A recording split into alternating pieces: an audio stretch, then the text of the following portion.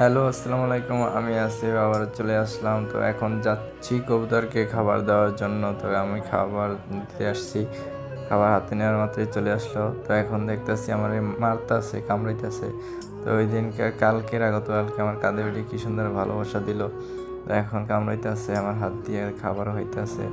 তো আমার অন্য কবুতরটাও চলে আসলো খাবার খাওয়ার জন্য, যদিও ও ভয় পায় আমার কাছে আসতে।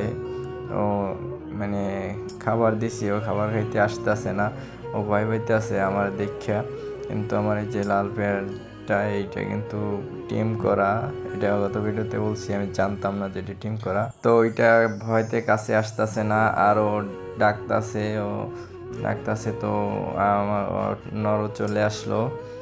ওই পেয়ারটাই যে গিরিবাসের যে সিটের এই পেয়ারটা আমার কাছে আসে না। এই যে আমার লাল পেয়ারটার নরটা ও হাতে আসে। ও গতকালকে কি সুন্দর আমার কাঁধে এসে ভালোবাসা দিল, গত ভিডিওতে দেখছো। তো এখন ও আমার হাতে আসে, কিন্তু হাতে উঠতেছে না, আমারে কামড়াইতেছে, ব্যথাও পাইতেছে। কিন্তু ভাই, কবুতর যারা পোষো তারা জানো যে কবুতরের মায়া কতটা।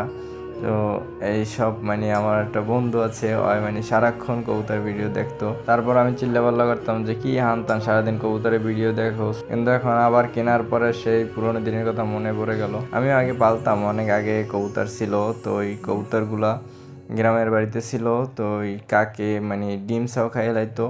এইতে আমার আব্বু সব কবুতরগুলো বিক্রি করে দিছে। তারপরে আবার কেনার পরে আমি কবুতরের মায়ে আসক্ত হয়ে গেলাম। তো ওই এখন উঠে গেছে উপরে। তো ওই যে জায়গাটা দেখো, ওই যে সাদা পেয়ারটার ওই জায়গাটা মনে হয় রেজিস্ট্রি করা।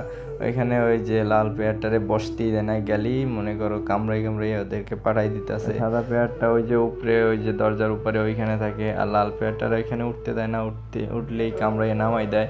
খাবার খাওয়া ছাড়া সাদাটা নিচে নামে না, লালটার তো উপরে উঠতেই দেয়। তো আজকের মতো এই পর্যন্তই। সবাই ভালো থাকবেন, সুস্থ থাকবেন। আল্লাহ হাফেজ।